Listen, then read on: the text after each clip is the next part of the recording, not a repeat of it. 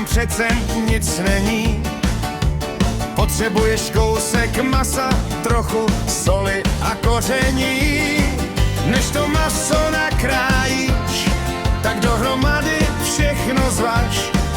Podle váhy propočítej, kolik soli do něj dáš.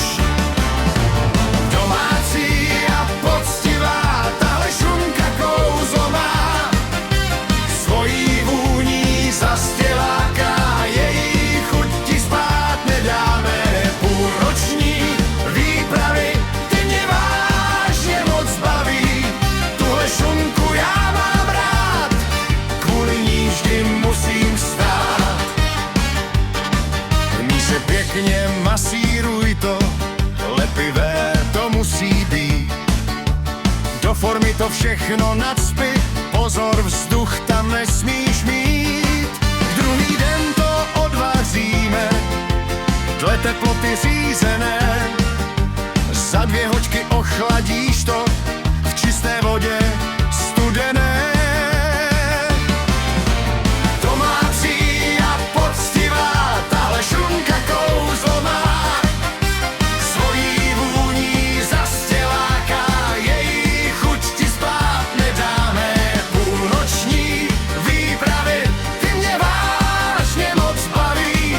Tuhle šunku já mám rád, kvůli ní vždy musím stát. Domácí a poctivá, tahle šunka kouzlo má. Svojí vůní zastěláká, její chuť ti spát nedáme.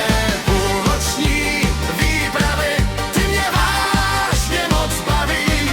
Tuhle šunku já mám rád, kvůli ní vždy musím stát. Ochlazenou šunku celou do lednice ještě dej. Z té formy ji vytáhni, pak raději až druhý den. Teď už můžeš šunku krájet, teď si můžeš s chutí dát.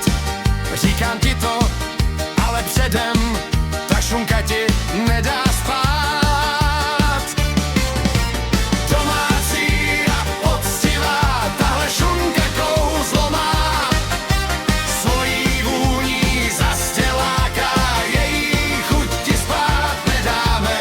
Půlnoční výpravy, ty mě vážně moc baví. Tuhle šunku já mám rád, kvůli ní vždy musím stát. Domácí a poctivá, tahle šunka kouzlo má.